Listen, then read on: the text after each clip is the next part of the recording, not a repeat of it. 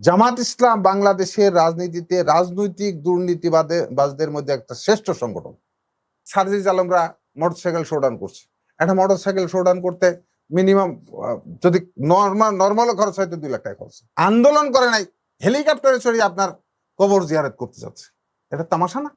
এই 5ই আগস্টের পরে যে দুর্নীতি হয়েছে, এই দুর্নীতি তো অনেক জায়গাতে আওয়ামী লীগের 17 বছরকেও ছাড়াই গেছে।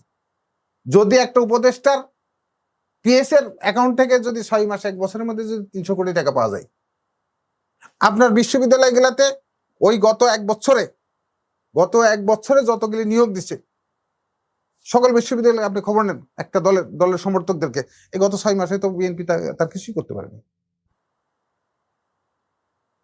গত 1 বছরে তো বিএনপি তার 1% নিয়োগ দিতে পারেনি।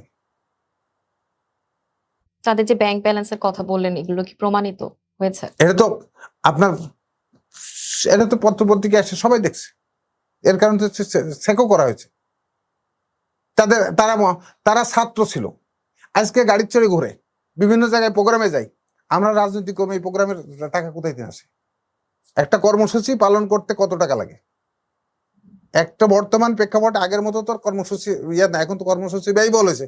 গতকালকে দেখলাম যে একটা আপনার সার্জিস আলমরা মোটরসাইকেল শোডাউন করছে। একটা মোটরসাইকেল শোডাউন করতে মিনিমাম যদি নর্মাল খরচ হয়তো 2 লাখ টাকা খরচ। তুমি ছাত্র ছিলা, তোমার আজকে দেখেন দুর্ভাগ্য জাতির কোনটা, আন্দোলন করে নাই, হেলিকপ্টারে চড়িয়ে আপনার কবর জিয়ারত করতে যাচ্ছে। এটা তামাশা না? তার পরিবারটা কি খাইছে? আজকে ওরা যদি বৈষম্য বিরোধী আন্দোলনের কথা আমি যদি বলি, তারা যদি সেটাকেই যদি পুঁজি করে, তাহলে এই ছেলেগুলা যারা মারা গেছে তাদের ফ্যামিলি জন্য কি করছে তারা? এখন তো তারেক রহমান তাও চিন্তা করছে কিছু করার জন্য। 20,000 টাকা করে তো 3টা ক্রাইটেরিয়া করছে। বৈষম্য বিরোধী আন্দোলনের তারা তো উপদেষ্টা ছিল, তাদের যারা পঙ্গু ছিল তাদের চিকিৎসার ব্যবস্থা কতজনকে করছে? সরকারের কোষাগার থেকে টাকা দিতে কোনো সমস্যা নাই। বিল্ডিং বানানো, জাদুঘর বানানোর চাইতে সেই মানুষগুলো চিকিৎসা বানানো কি জুলাই ফাউন্ডেশনের ব্যর্থতা দেখছেন?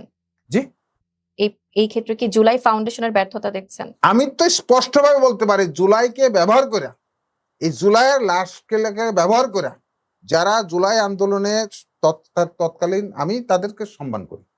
তারা আন্দোলনে ভূমিকা প্রথমে স্টার্টিং রাখছে, কিন্তু পরবর্তী পর্যায়ে এটাকে ব্যবহার করে তারা ব্যক্তিগত সুবিধা নিতে গেছে।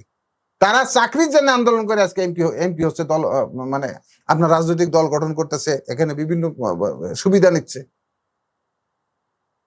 চাকরির জন্য আন্দোলন করছে। কিন্তু বাস্তবতা হচ্ছে যে অনেকেই বলছে, অনেকের ফ্যামিলি বলছে তাদেরকে টেলিফোন করলে পাওয়া যায় না। আপনার যারা আন্দোলনের কথা বলছে তাদেরকে, আর বাংলাদেশের রাজনীতিতে আমি একটা কথা আপনাকে আজকেও বলি, জামাত ইসলামকে আমি রাজশাহী ইউনিভার্সিটি চিনি, তাদের সাথে আমার সম্মুখ বহু যুদ্ধের ইতিহাস আছে। তারা সারা জীবনই পিছন দরজা দিয়ে বাড়াইতে চাই। এবং বাংলাদেশের রাজনীতিতে জামাত ইসলাম যে দুর্নীতি ঢুকাই ফেলছে, এই দুর্নীতি আর কবে শেষ হবে এটা বলা মুশকিল। কারণ আজকে যে নির্বাচনে যাবেন সেই নির্বাচনে তারা টাকা দিয়ে ভোট কেনার একটা ট্রেন দিচ্ছে।